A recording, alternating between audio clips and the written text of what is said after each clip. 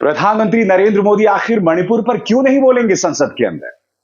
क्या उन्हें ऐसा आभास हो गया है कि यह संगोल युग है, इसलिए महाराजा विपक्ष की मांग पर बयान नहीं देंगे? क्या प्रधानमंत्री नरेंद्र मोदी ने इसे अपने अहम का मुद्दा बना लिया है, अपने ईगो का मुद्दा बना लिया है कि आखिर इनके कहने पर मैं क्यों कहूंगा? अरे भाई, इस देश में मिसाल रही है संसद के अंदर, नजीर रही हैं। जब भी कोई बड़ी घटना हुई है, प्रधानमंत्री को सामने आना पड़ता है, बोलना पड़ता है, विपक्ष की मांग को सुनना पड़ता है।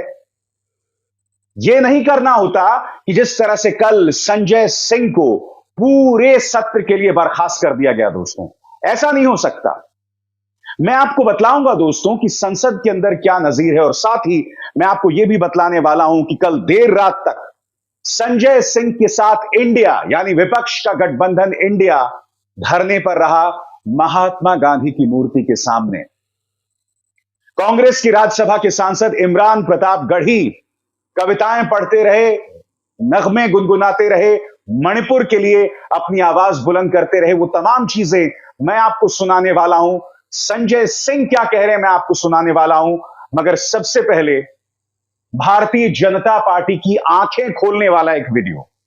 और वो वीडियो क्या है, मैं आपको लेकर चलना चाहूंगा साल 2012 में, जब असम के कोकराझार में जबरदस्त हिंसा हुई थी। दोस्तों, उस वक्त देश के प्रधानमंत्री मनमोहन सिंह संसद में आकर अपना भाषण देते हैं, और जब वो भाषण देने आते हैं तो उस भाषण में वो विपक्ष पर दोष नहीं मढ़ते, वो सिर्फ एक अपील करते हैं कि कोकराझार में हम सबकी कोशिश होनी चाहिए कि शांति बहाल हो। असम का मामला था। अंग्रेजी में अपना बयान देते हैं, मगर ध्यान से सुनिएगा वो क्या कह रहे हैं। वो बात कर रहे हैं र्यूमर मॉन्गरिंग की, अफवाहबाजी की। वो कह रहे हैं कि कोकराझार में अफवाहबाजी से हमें बाज आना चाहिए, वरना हालात बद से बदतर होते जाएंगे। हमें खुद से सवाल पूछना पड़ेगा कि साल 2012-13 में आखिर कौन अफवाहबाजी के जरिए अपनी राजनीति की नींव रख रहा था असम में? क्योंकि बकौल मनमोहन सिंह, अगर हम अफवाह उड़ाएंगे तो इससे पूर्वोत्तर में रहने वाले लोगों के लिए बाकी देश में मुश्किलात पैदा हो सकती हैं। सुनिए मनमोहन सिंह क्या कह रहे हैं, और उनका यह भाषण कहीं ना कहीं प्रेरणा है प्रधानमंत्री मोदी के लिए, अगर वो कुछ कहना चाहें तो संसद के अंदर। यह भाषण मैं आपको इसलिए भी दिखा रहा हूं कि भारतीय जनता पार्टी गलत है अगर वो प्रधानमंत्री नरेंद्र मोदी को बचाकर रखना चाहती है और अड़ी हुई है कि इस मुद्दे पर प्रधानमंत्री नहीं बोलेंगे। सुनिए उस वक्त मनमोहन सिंह ने क्या कहा। Whatever may have happened in Kokrajhar and other areas should not be used as an occasion to fan rumors, to create an environment in other parts of our country that the people from the northeast feel insecure. What is at stake is the unity, integrity of our country.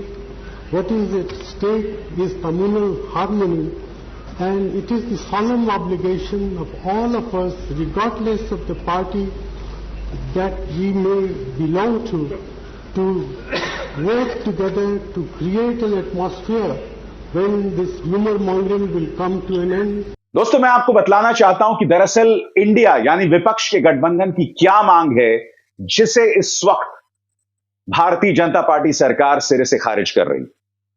सरकार मणिपुर पर चर्चा rule 176 के अंतर्गत चाहती है, जहां केवल 2.5 घंटे तक की चर्चा संभव है। विपक्ष रूल 267 के अंतर्गत चर्चा चाहती है, जहां सबको बोलने का मौका मिलेगा। इंडिया यह भी कह रहा है प्रधानमंत्री बयान दे। अमित शाह को तो 4 दिन वहां रहने के बावजूद कुछ पता ही नहीं था। अमित शाह विपक्ष पर आरोप लगा रहे हैं ये लोग चर्चा से भाग रहे हैं। सुनिए अमित शाह क्या कह रहे हैं। मेरा विपक्ष के सभी सम्मानीय सदस्यों से मेरा आग्रह है कि एक बहुत संवेदनशील मुद्दे पर काफी सदस्यों ने, सत्ताधारी दल के और विपक्ष के दोनों ओर के सदस्य ने चर्चा की मांग की है। मैं सदन में चर्चा के लिए तैयार हूं। मुझे मालूम नहीं है कि विपक्ष क्यों चर्चा करने देना नहीं चाहता। मेरा विपक्ष के नेता को आग्रह है कि चर्चा होने दे और इस महत्वपूर्ण मसले पर पूरे देश के सामने सच्चाई जाए, बहुत महत्वपूर्ण है। आज फिर यह सवाल प्रधानमंत्री नरेंद्र मोदी से पूछा जाएगा कि जब मनमोहन सिंह आकर अपनी बात रख सकते थे तो आप क्यों नहीं आ रहे? क्या बीजेपी सरकार के जो बाकी सांसद हैं उन्होंने प्रधानमंत्री को यह आभास दिला दिया है कि आप महाराजा हैं और महाराजा जब प्रजा या विपक्ष उनसे मांग करती है तो सामने नहीं आते? महाराजा की कोई जवाबदेही नहीं होती है। क्या यह है संगोल युक्त लोकतंत्र? सवाल पूछे जाएंगे और जवाब देने पड़ेंगे। आखिर क्यों? मैं आपको बतलाना चाहता हूं दोस्तों, कल देर रात तक देखिए किस तरह से विपक्ष का गठबंधन इंडिया महात्मा की मूर्ति के सामने जो है धरना देता रहा। सुनिए, उग्र अंदाज में संजय सिंह कह रहे हैं कि प्रधानमंत्री को शर्म नहीं आती। क्या कह रहे हैं संजय सिंह, आइए सुनते हैं। सरकार से हमारी मांग थी कि प्रधानमंत्री जी मणिपुर की हिंसा पर जवाब दें। मणिपुर की जो तस्वीरें आई, जो वीडियो आए पिछले दिनों, वो हृदय विदारक, मन को विचलित करने वाले। अगर कोई भी संवेदनशील व्यक्ति होगा तो उसको रात में नींद नहीं आएगी। और जब ये बयान मैंने सुना एक रिटायर्ड सूबेदार का कि मैंने भारत माता की तो रक्षा की, मैंने देश की तो रक्षा की, मैंने कारगिल का तो युद्ध लड़ा, लेकिन अपनी पत्नी की रक्षा नहीं कर पाया। यानी ये जब पता चला कि उसमें से जो 2 महिलाएं थीं, उनमें से एक महिला जिनको 2 महिलाओं को नंगा करके परेड कराया गया, उनमें से एक महिला का पति वो कारगिल युद्ध में हिस्सा ले चुका है और आर्मी का रिटायर्ड सूबेदार है। भारत माता इस घटना से शर्मिंदा है। 140 करोड़ लोग इस घटना से शर्मिंदा हैं, लेकिन हमारे प्रधानमंत्री को शर्म नहीं आती। और इस मौके पर मैं आपको बतलाना चाहूंगा कि कांग्रेस के सांसद इमरान प्रताप गढ़ी ने भी मणिपुर के लिए अपनी आवाज में एक कविता पढ़ी, एक नज्म गुनगुनाई। मैं चाहूंगा आप उसकी एक झलक देखें, सुनिए। सब्ज वादी मेरी इन दिनों जर्द है, क्या बताऊं मेरा कौन हमदर्द है। जिन पहाड़ों पे था नाज मुझको कभी, उन पहाड़ों से ऊंचा मेरा दर्द है। आ गई हैं हजारों बलाएं सुनो, मैं मणिपुर हूँ मेरी सदाएं सुनो। बड़ा प्रश्न ये कि प्रधानमंत्री को जवाबदेह बनना पड़ेगा। प्रधानमंत्री का आचरण जो है उसमें पारदर्शिता आनी पड़ेगी। ऐसा नहीं हो सकता कि जब मेरा मन करे मैं तब बोलूं। विपक्ष जब अडानी पर सवाल करे तो विपक्ष के भाषण को तो आप नोच दें, मगर खुद आपके मुंह से अडानी तक नहीं निकलता। कांग्रेस से सवाल उठा रही है कि आप विदेशों में जाकर बड़े बड़े नेताओं के गले लग सकते हैं, मगर यहां पर संसद के अंदर आपकी कोई जवाबदेही नहीं है। सुनिए क्या कह रहे हैं कांग्रेस के सांसद गौरव गोगोई आपके स्क्रीन पर। Why is the Prime Minister so unwilling, so afraid to speak inside the Parliament? He can go to the US and address a joint session of American policymakers in the US Congress or their version of Parliament, but he cannot speak inside our nation's Parliament. He can go to France and hug Macron, but he cannot go to Manipur and hug the victims of rape, hug the victims who have lost a family member. So it is absolutely clear. Gaurav Gogoi यहां अंग्रेजी में यही कह रहे हैं कि आप विदेशों में जाकर लोगों से तो मिल सकते हैं, बड़े बड़े नेताओं के गले लग सकते हैं, मगर यहां संसद में आपकी जवाबदेही खत्म हो जाती है। मणिपुर पर आप सतही भाषण देकर बच निकल जाते हैं। आखिर क्यों जवाबदेही से प्रधानमंत्री बचते हैं? प्रधानमंत्री नरेंद्र मोदी, मैं आपको सुनवाना चाहूंगा पूर्व प्रधानमंत्री मनमोहन सिंह का आज से कुछ दिनों पहले दिया गया यह बयान।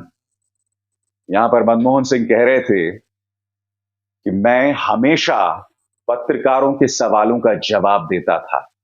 जब भी मैं विदेश जाता था तो वापस लौटते समय फ्लाइट में प्रेस कॉन्फ्रेंस करता था या फिर वापस आकर प्रेस कॉन्फ्रेंस किया करता था।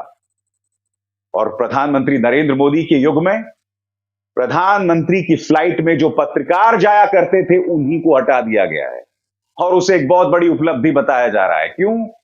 क्योंकि प्रधानमंत्री मोदी सवालों से बचते हैं। सुनिए पूर्व प्रधानमंत्री मनमोहन सिंह उन्हें क्या नसीहत दे रहे हैं कि मैं तो प्रेस कॉन्फ्रेंस करता था, मोदी तो ये करते भी नहीं है।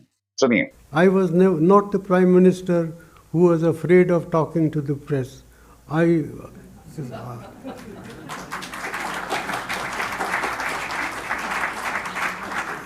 met the press regularly, and on every foreign trip that I undertook, I had a press conference on return in the plane or immediately after landing.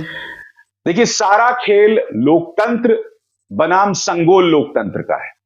इस संगोल लोकतंत्र में प्रधानमंत्री खुद को राजा समझने लगते हैं, महाराजा समझने लगते हैं, और न सिर्फ महाराजा समझने लगते हैं बल्कि उनका जो प्रचार तंत्र है सहानुभूति के जरिए, फॉल्स विक्टिमहुड के जरिए प्रधानमंत्री नरेंद्र मोदी को बार बार पीड़ित बताकर उनके लिए सहानुभूति जतलाता है। जबकि अगर कोई राजा बहुत ताकतवर है तो उसे सहानुभूति की जरूरत नहीं पड़ती। वो अपने आचरण से, अपने कामों से, अपने डंके के चोट पर लिए गए फैसलों से अपनी मौजूदगी, अपनी राजनीतिक उपस्थिति दर्ज करवाता है।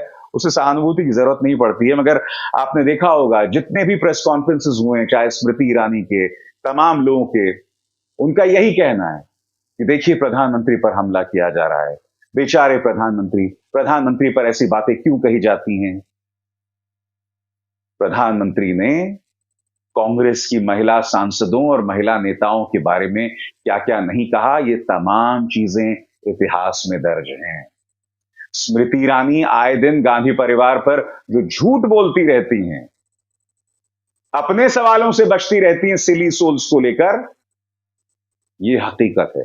इससे मत बचिए। प्रधानमंत्री हकीकत से नहीं बच सकते हैं। वो देश के प्रधानमंत्री हैं, वो जवाबदेह हैं, उन्हें जवाब देना पड़ेगा। और कल एक बार फिर सांसद देर रात तक गांधी की मूर्ति के सामने इसी तरह से जमा हुए।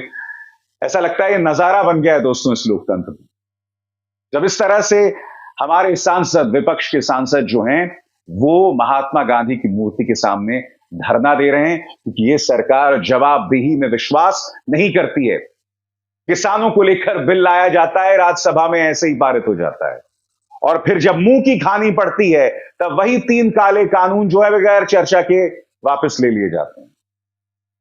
यह हो रहा है इस देश में। जवाबदेही के नाम पर जवाबदेह बनिए। और अभिसार शर्मा को दीजिए इजाजत। नमस्कार।